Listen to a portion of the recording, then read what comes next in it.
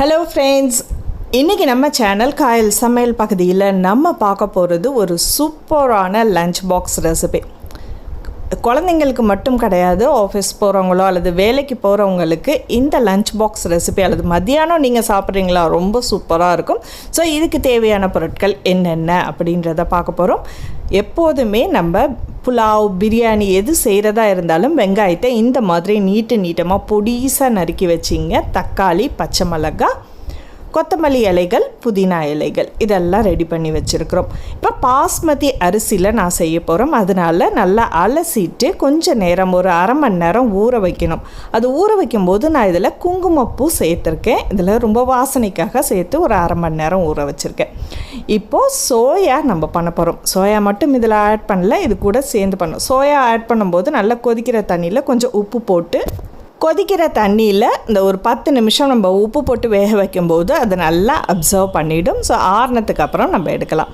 இப்போ அரை மணி நேரம் நமக்கு பாஸ்மதி அரிசின்றதுனால ஊறிடுச்சு. இந்த மாதிரி ரொம்ப நேரம் ஊற வச்சிங்கன்னா அரிசி உடஞ்சிடும். அதனால் அரை மணி நேரம் ஊறினதுக்கப்புறம் அதை வடிகட்டி தனியாக எடுத்து வச்சுருங்க. இப்போ நம்ம கறியில் பண்ண போகிறோம். இப்போ மட்டன், சிக்கன் அதுன்னு குழந்தைங்களுக்கு ஸ்கூலுக்கு கொடுத்து விடக்கூடாது அப்படின்னு சொல்லுவாங்க. ஸோ சில ஸ்கூலில் அலோவ் பண்ணுவாங்க. அதனால் பொடிசாக போன்லெஸ்ஸாகவே எடுத்துங்க சிக்கனை. அதோடு நம்ம சோயாவை சேர்க்க போகிறோம். இந்த சோயாவை நல்லா வடிகட்டி நல்லா பிழிஞ்சு அந்த நுரை இல்லாமல் இருக்கணும். அந்த மாதிரி பிழிஞ்சு தனியாக எடுத்து வச்சுருங்க. மட்டனும் சோயாவும் சேர்க்கும்போது அது ருசி ரொம்ப நல்லாயிருக்கும். குழந்தைங்களுக்கும் அது வெறும் மட்டன் மட்டும்தான் நம்ம பண்ணியிருக்கோன்றது தெரியாது. இப்போது வெஜிடேரியன்ஸாக இருந்தீங்க, மட்டனை அவாய்ட் பண்ணிவிட்டு இந்த சோயாவோட மற்ற காய்கறிகளை இதை ஆட் பண்ணிங்க. இப்போ நல்லா சின்ன பீசஸாக இதையும் 2ஆக கட் பண்ணி நம்ம இதோட சேர்த்துட்றோம். 300 கிராம் பாஸ்மதி அரிசிக்கு 150 கிராம் மட்டனும் ஒரு 10-15 சோயாவும் நான் சேர்த்துருக்கேன். இப்போ இது கூட ஒரு அரை டேபிள் ஸ்பூன் அளவுக்கு இஞ்சி பூண்டு விழுது, அரை டேபிள் ஸ்பூன் தயிர், கொத்தமல்லி இலைகள் 1 டேபிள் ஸ்பூன் அளவுக்கு, புதினா இலைகள் அதுலேயும் பாதி, மஞ்சத்தூள் ஒரு 1/4 டீஸ்பூன், தனி மிளகாய்த்தூள் அரை டீஸ்பூன் அளவுக்கு, கரம் மசாலா பவுடர் வீட்டிலையே நம்ம அரைச்சது, ஸோ அதுவும் ஒரு 1/4 டீஸ்பூன். இப்போ பட்டை, கிராம்பு, ஏலக்காய் அதெல்லாம் போட்டோம்னா பசங்க வாயில் தட்டுப்படும் அப்படின்றதுனால நம்ம தூளாக இதில் சேர்த்துக்கிறோம். இதில் தேவையான அளவுக்கு உப்பு சேர்த்து நல்லா விரவி ஒரு 15-20 நிமிஷம் ஊற வச்சிடுங்க. நம்ம இப்போ கறியை தாளிக்க போகிறோம். ஸோ இப்போ பிரியாணிக்கானதை பாத்திரத்தில் ஒரே பாட்டில் செய்கிறது தான் நமக்கு ஈஸியாக இருக்கும். அதனால் குக்கரில் நம்ம இன்றைக்கி பிரியாணி செய்ய போகிறோம். இப்போ 2 டேபிள் ஸ்பூன் அளவுக்கு நெய் விட்டுருக்கேன். 2 டேபிள் ஸ்பூன் அளவுக்கு கடலெண்ணெய் விட்டுருக்கேன். ஸோ கடலெண்ணெயில் தாளிக்கும் போது ரொம்ப நல்லாயிருக்கும். ரம்ப இலை உங்களுக்கு இருந்தால் சேருங்க, இல்லைன்னா பிரிஞ்சி இலை சேர்த்துக்குங்க. ரம்ப இலை, பட்டை, கிராம்பு, ஏலக்காய் எதுவும் நான் சேர்க்கலை. இதோட நீட்டமாக நறுக்கி வச்சுருக்கிற பல்லாரி வெங்காயம் 2 மீடியம் சைஸ் அளவுக்கு, ஒன்று பெருசாக இருந்துச்சு. ஏன்னா நம்ம 300 கிராம் அளவுக்கு தான், ஒரு லஞ்ச் பாக்ஸ் ரெசிபிக்கு தேவையான அளவுக்கு தான் நம்ம இன்றைக்கி பண்ணிகிட்ருக்கோம். ஸோ இதை கொஞ்சம் நல்லா வதங்கணும்.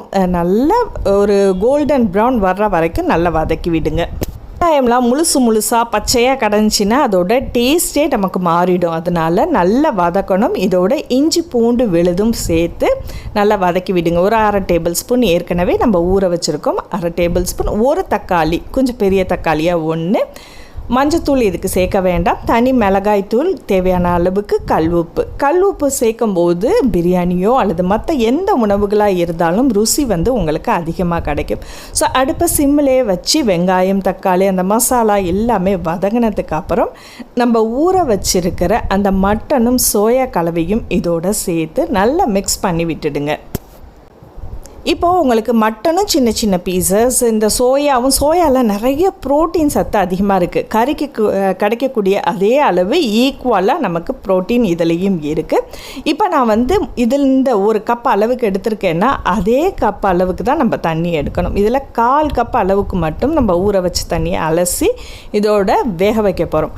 கறி சின்ன பீசஸாக இருக்கிறதுனால உங்களுக்கு சீக்கிரமாகவே வெந்துடும். 3 விசில் நம்ம வச்சு எடுத்துடலாம். ஸோ இந்த டைமில் நம்ம ரைத்தா இதுக்கு ரெடி பண்ணிக்கலாம். இப்போ தயிர் நல்ல கெட்டியான தயிராக இருக்கணும். இது நம்ம லஞ்ச் பாக்ஸ் கொடுக்கறதுனால அதிக புளிப்பு இல்லாமல் இருக்கணும். நேரமாக ஆக புளிக்கவும் ஆரம்பிச்சிடும். அதனால் இதை நல்லா கலந்துட்டு கொஞ்சம் தேவையான அளவுக்கு உப்பு போட்டு நல்லா மிக்ஸ் பண்ணி விட்டுடுங்க. இதோட ஒரு 1/4 கப் அளவுக்கு பால் சேர்த்துருக்கேன், வெதுவெதுப்பான பால். அதையும் சேர்த்து நல்லா கட்டி இல்லாமல் கலரிக்குங்க. இந்த ரைத்தா நமக்கு விருப்பப்பட்டதை நம்ம இதில் சேர்த்துக்கலாம். இப்போ ஒரு நாள் கேரட்டோ அல்லது வெங்காயம் இந்த மாதிரி சேர்க்கலாம். இப்போ நான் பொடிசாக துருவின கேரட், தக்காளியில் அந்த சாரெல்லாம் எடுத்துட்டு மேலே உள்ள தோல் பகுதி இருக்கும் பார்த்திங்களா, அதை மட்டும் பாதி தக்காளி இதில் சேர்த்து நல்லா பொடிசாக கட் பண்ணி வச்சுருக்கேன். அதோட கொத்தமல்லி இலைகள் பொடிசாக நறுக்குன்னா, பச்சை மிளகாய் 1, இல்லைன்னா கொஞ்சம் சீரகத்தூள், மிளகுத்தூள் சேர்த்துக்கலாம். ஸோ இது எல்லாத்தையுமே மிக்ஸ் பண்ணி நம்ம ரைத்தா ரெடி ஆகிடுச்சு, தனியாக வச்சுருவோம். இப்போ இது மட்டன் 2 விசிலில் நல்லா வெந்துருச்சு. ஸ்கூலுக்கு லஞ்ச் பாக்ஸில் கொடுக்கும்போது நீங்கள் ரொம்ப பெரிய பெரிய பீசஸாக போட்டால் குழந்தைங்களுக்கும் சாப்பிட பிடிக்காது. அதனால் எவ்வளோக்கு எவ்வளோ பொடிசாக நீங்கள் கட் பண்ண முடியுமோ அந்த அளவுக்கு போட்டுக்கலாம். இப்போ 1 கப் அளவுக்கு அரிசினா, இப்போ பாஸ்மதி ரைஸுன்றதுனால நம்ம 1.5 கப் அளவுக்கு தண்ணி இதில் சேர்க்குறோம். தேவையான அளவுக்கு கல்உப்பு உங்களுக்கு ருசி பார்த்துட்டு நீங்கள் சேருங்க. இப்போது நல்லா கொதி வந்துகிட்டு இருக்கும்போது நம்ம ஊற வச்சுருக்க அந்த பாஸ்மதி அரிசியை நம்ம சேர்க்கலாம். இது நீங்கள் நார்மல் அரிசியாக சேர்க்குறதா இருந்தால் 1 கப் அரிசிக்கு 2 கப் அளவுக்கு தண்ணி விடணும். ஸோ இதுக்கு மேலே கொத்தமல்லி இலைகள், புதினா இலைகளையும் சேர்த்து 1 டீஸ்பூன் அளவுக்கு நீங்கள் நெய்யும் இதோடு சேர்த்துக்கலாம். நல்லா மிக்ஸ் பண்ணிவிட்டு ஒரு பாதி எலுமிச்சை பழத்தை இதோடு சேர்த்து நல்லா பிழிஞ்சு விட்டுடுங்க. எல்லாம் சேர்த்ததுக்கு அப்புறம் ஒரே ஒரு விசில் மட்டும் வச்சுட்டு ஒரு 3லேருந்து 5 நிமிஷம் மட்டும் அடுப்பை சிம்மில் வச்சுட்டு 15 நிமிஷம் அதை ஓப்பன் பண்ண வேண்டாம், அப்படியே அடுப்பை ஆஃப் பண்ணி வச்சுருங்க. ஸோ இப்போ 15 நிமிஷம் வச்சதுக்கப்புறம் ஓப்பன் பண்ணி பார்க்குறோம். இங்கே பாருங்கள், உதிரியான நல்ல வாசனையான மட்டன் ப்ளஸ் சோயாவோடு சேர்ந்த புலாவ் பிரியாணி சூப்பராக நமக்கு ரெடி ஆகிடுச்சு. ஸோ மெதுவாக கிளறி விடுங்க, ரொம்ப ஸ்பீடாக.